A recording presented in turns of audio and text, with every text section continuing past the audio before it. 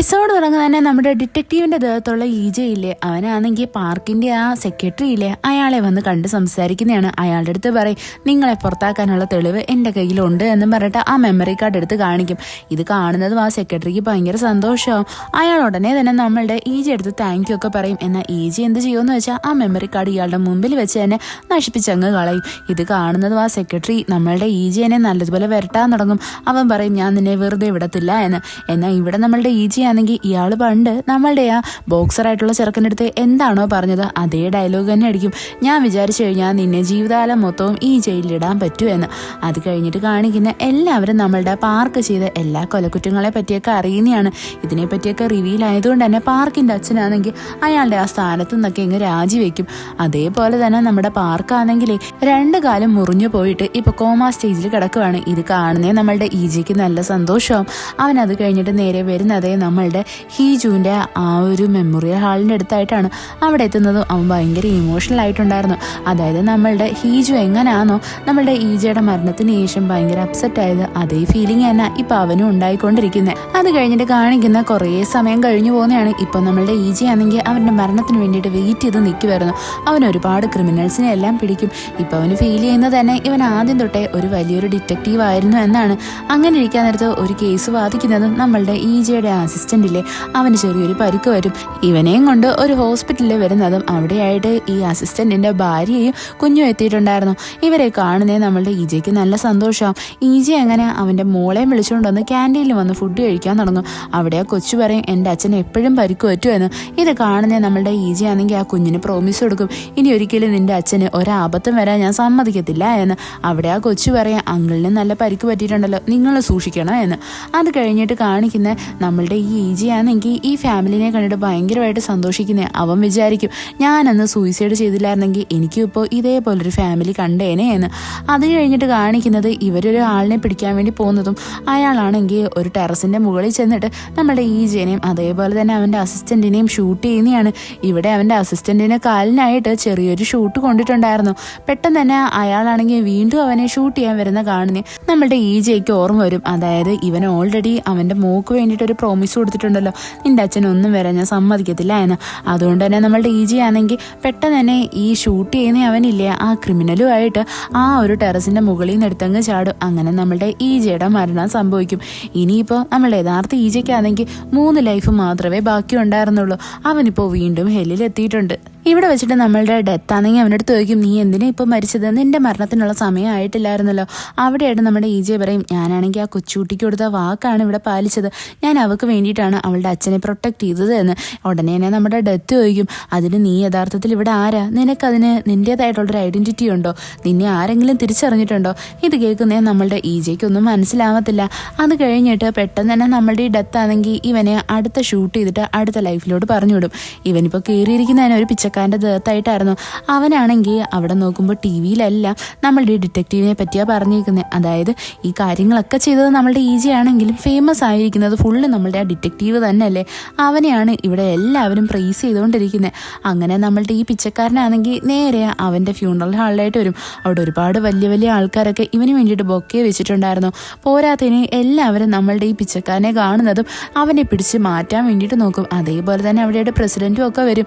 ഇതൊക്കെ കാണുന്നേ നമ്മളുടെ ഈജിക്ക് നല്ല സന്തോഷമാവുമെങ്കിലും ഇവനെ ആരും തിരിച്ചറിയാത്തത് ആലോചിച്ചിട്ട് ഇവന് നല്ല സങ്കടം ഉണ്ടായിരുന്നു. അത് കഴിഞ്ഞിട്ട് കാണിക്കുന്ന നമ്മളുടെ ഡിറ്റക്റ്റീവായിട്ടുള്ള ഈജി ആണെങ്കിൽ കമ്പനി ആയിട്ടുള്ള ആ കൊച്ചുകുട്ടിയില്ലേ അവളെ കാണുന്നതാ. പിച്ചക്കാരനായിട്ടുള്ള ഈജി ആണെങ്കിൽ അവളെ നോക്കി ഹായ് കാണിക്കും. എന്നാൽ ഈ കൊച്ചാണെങ്കിൽ അവിടെ നിന്ന് കരയുന്നുണ്ടായിരുന്നു. അവൾ ഇവനെ കണ്ട് പേടിച്ചിട്ട് അവിടെ നിന്നങ്ങ് പോവും. ഇവിടെയായിട്ട് നമ്മളുടെ പിച്ചക്കാരനായിട്ടുള്ള ഈജിക്കാണെങ്കിൽ നല്ല വിഷമം ഉണ്ടായിരുന്നു. അവനെ ആരും തിരിച്ചറിയാത്തതിൽ അവൻ ചെയ്ത കാര്യങ്ങൾക്കുള്ള ക്രെഡിറ്റ് എല്ലാം പോയിരിക്കുന്ന ആ ഡിറ്റക്റ്റീവിന് തന്നെയല്ലേ.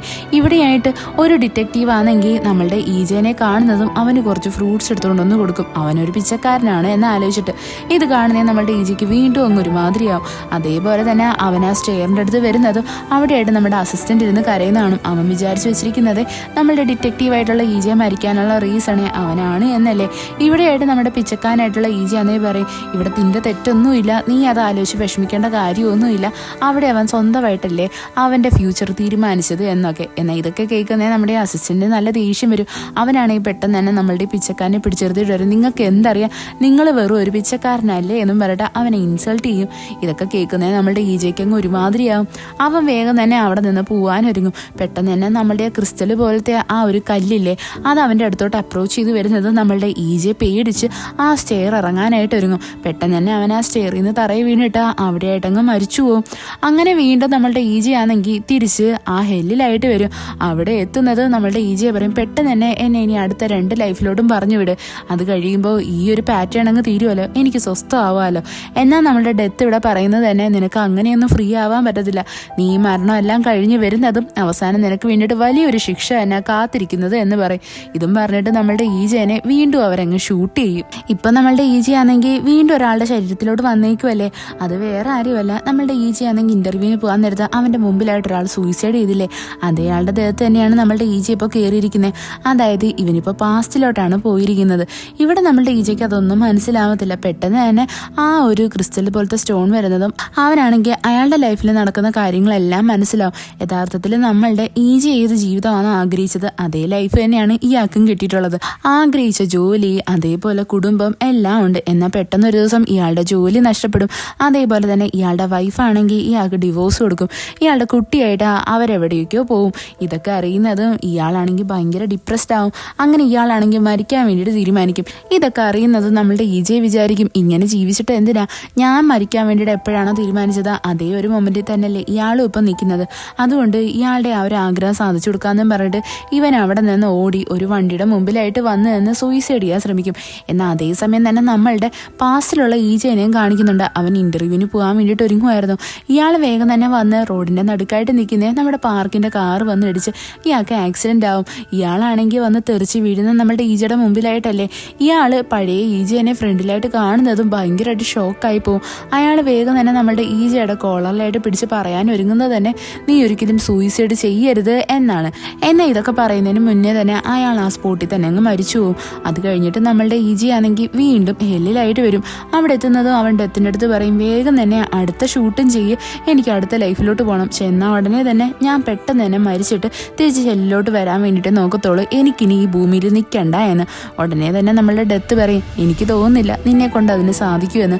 നീ ഉടനെ ഒന്നും മരിക്കുന്ന ഒരു ലക്ഷണം ഞാൻ കാണുന്നില്ല എന്നും പറഞ്ഞിട്ട് നമ്മളുടെ ഡെത്ത് ആണെങ്കിൽ ഈജയുടെ നെറ്റിയിലായിട്ട് അടുത്ത ഷൂട്ട് ചെയ്യും. അവനിപ്പോൾ വന്നിരിക്കുന്നത് തന്നെ അവൻ്റെ വീട്ടിലായിട്ടായിരുന്നു. അവിടെ അവൻ്റെ അമ്മയുടെ ഫോട്ടോസൊക്കെ ഉണ്ടായിരുന്നു. നമ്മളുടെ ഈജയ്ക്ക് ഒന്നും മനസ്സിലാവത്തില്ല. അവൻ നേരെ വന്ന് കണ്ണാടി നോക്കുമ്പോഴാണ് മനസ്സിലാവുന്നത് ഇപ്പം അവൻ കയറിയിരിക്കുന്ന വേറെ ആരുടെയും ദേഹത്തല്ല, അവൻ്റെ സ്വന്തം അമ്മയുടെ ശരീരത്തിൽ തന്നെയായിരുന്നു. ഇത് കാണുന്നത് നമ്മളുടെ ഈജ ഭയങ്കരമായിട്ടങ്ങ് ഷോക്കായി പോവും. പെട്ടെന്ന് തന്നെ അവിടെയായിട്ട് ആ ക്രിസ്റ്റൽ പോലത്തെ ആ കല്ലില്ലേ അത് വരും. അപ്പോഴാണ് നമ്മളുടെ ഈജയ്ക്ക് മനസ്സിലാവുന്നത് തന്നെ, അതായത് അവൻ്റെ അമ്മേനെ പറ്റി നല്ലതായിട്ട് ഒരു കാര്യങ്ങളും അറിയത്തില്ലായിരുന്നു. അവൻ ഇനിയും മനസ്സിലാക്കാൻ ഒത്തിരി കാര്യങ്ങളുണ്ട് എന്ന്. അവിടെയായിട്ട് അവൻ്റെ അമ്മയുടെ സ്റ്റോറി കാണിക്കും. ഇവൻ്റെ അമ്മയാണെങ്കിൽ കുഞ്ഞിലെ തൊട്ടേ ഒരു സെലിബ്രിറ്റി ആവാനാണ് ആഗ്രഹിച്ചിരുന്നത്. അങ്ങനെ ഇരിക്കാൻ നേരത്താണ് ഇവൻ്റെ അമ്മയ്ക്ക് ഇവൻ്റെ അച്ഛനോട് ഇഷ്ടം തോന്നി അവർ മാരേജ് ചെയ്യുന്നത്. അങ്ങനെ ഇവർ ഹാപ്പി ആയിട്ട് ജീവിക്കും. ഇവിടെയാണെങ്കിൽ ഇവൻ്റെ അമ്മ സെലിബ്രിറ്റി ആവുന്ന ആ ഒരു ആഗ്രഹം തന്നെ അങ്ങ് കളഞ്ഞിട്ടുണ്ടായിരുന്നു. അങ്ങനെ ഇരിക്കെ പെട്ടെന്ന് ഒരു ദിവസം നമ്മളുടെ ഈജയുടെ അച്ഛൻ്റെ മരണം സംഭവിക്കും. ഇവിടെ അമ്മ നല്ലതുപോലെ തകർന്നു പോയിട്ടുണ്ടായിരുന്നു. എങ്കിലും നമ്മളുടെ ഈജയ്ക്ക് വേണ്ടിയിട്ടാണ് അവർ ജീവിക്കാൻ തന്നെ റെഡി ആവുന്നത്. ഇവിടെ അവൻ്റെ അമ്മ ഒരുപാട് വർക്കൊക്കെ ചെയ്തിട്ടാണ് നമ്മളുടെ ഈജയെ നല്ലതുപോലെ വളർത്തിയത്. എന്നാൽ ഇതൊന്നും നമ്മളുടെ ഈജ മനസ്സിലാക്കിയിട്ടേ ഉണ്ടായിരുന്നില്ല. അവിടെയാണെങ്കിൽ അവന് വേണ്ടിയിട്ട് അവൻ്റെ അമ്മ രാവും പകലും ഇല്ലാണ്ട് കഷ്ടപ്പെടും. ഒരിക്കലാണെങ്കിൽ അവന് ഒരു അസുഖം വരുന്ന സമയത്ത് അവനെ എടുത്തുകൊണ്ട് ഹോസ്പിറ്റലിൽ പോകുമ്പോൾ അവർ വിചാരിക്കും, എൻ്റെ മോന് പകരമായിട്ട് എനിക്ക് ഈ അസുഖം വന്നിരുന്നെങ്കിൽ എന്ന്. അതൊക്കെ ആലോചിച്ചിട്ട് നമ്മളുടെ ഈജിക്ക് നല്ല സങ്കടം വരും. അത് കഴിഞ്ഞിട്ട് നമ്മളുടെ ഈജിയാണെങ്കിൽ അങ്ങ് മരിച്ചു പോകുന്നതും ഇവൻ്റെ അമ്മ ഭയങ്കരമായിട്ട് തകർന്നു പോയിട്ടുണ്ടായിരുന്നു. ഇവരവിടെയാണെങ്കിൽ അവരെ തന്നെയാണ് സ്വന്തമായിട്ട് ബ്ലെയിം ചെയ്യുന്നത്. അവരെ കാരണമാണ് അവരുടെ മോൻ ഇങ്ങനെയൊക്കെ ചെയ്തത് എന്ന് ആലോചിച്ചിട്ട് അവർക്കാണെങ്കിൽ ആ സങ്കടത്തിൽ നിന്ന് ഇപ്പോഴും മുക്തി കിട്ടിയിട്ടില്ല.